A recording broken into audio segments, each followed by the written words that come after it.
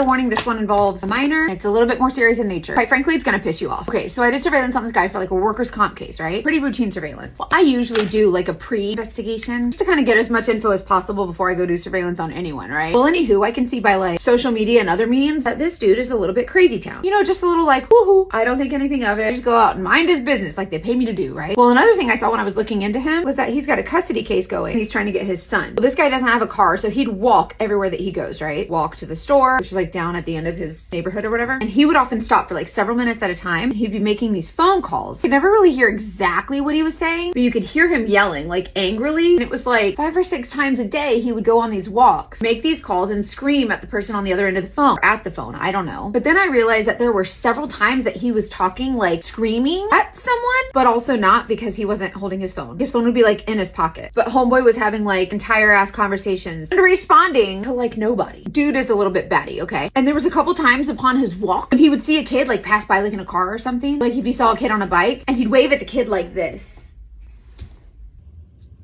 Like one could argue he's just being silly, but after hearing this guy having like whole ass conversations with himself, I don't think so. He's out here all willy-nilly waving at kids like a creeper.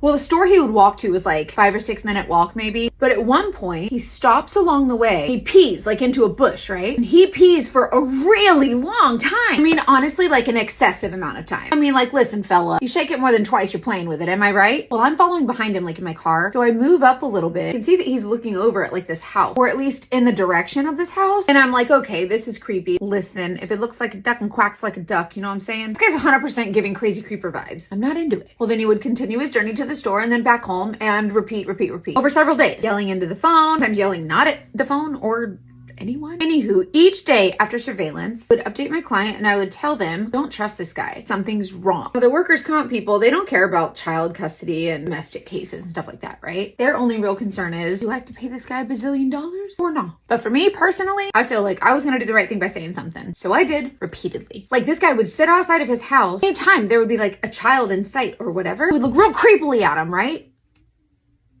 He'd do the wave.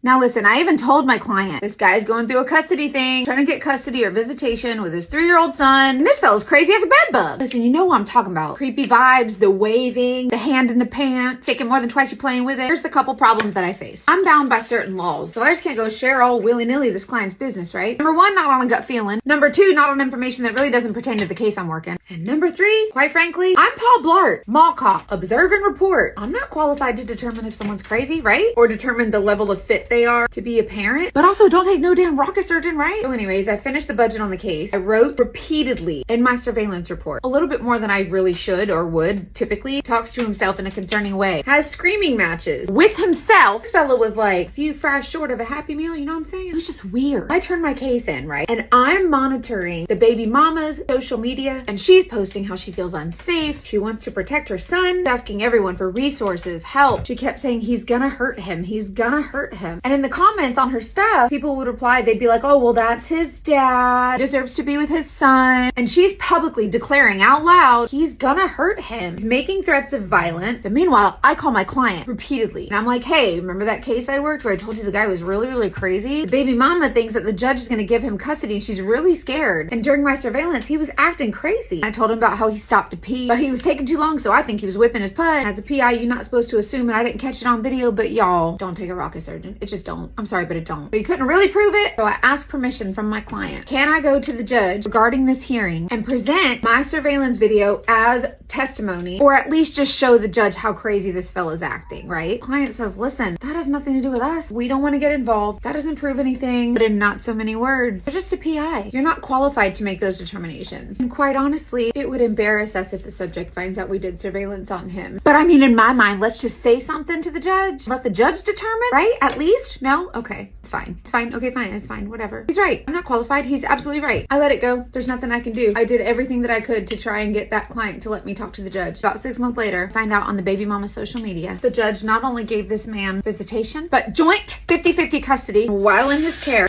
That man killed his baby, got caught exposing himself to one of the little boys in the neighborhood. And then another time, on a separate incident, someone called the cops on him for touching himself, like out in public. And the cops came and told him to go home. I want to know what the insurance company asked. If they can go ahead and settle the case out of court. But there's nothing you can do on a gut instinct, right? That's why I always say, trust your fem tuition every time.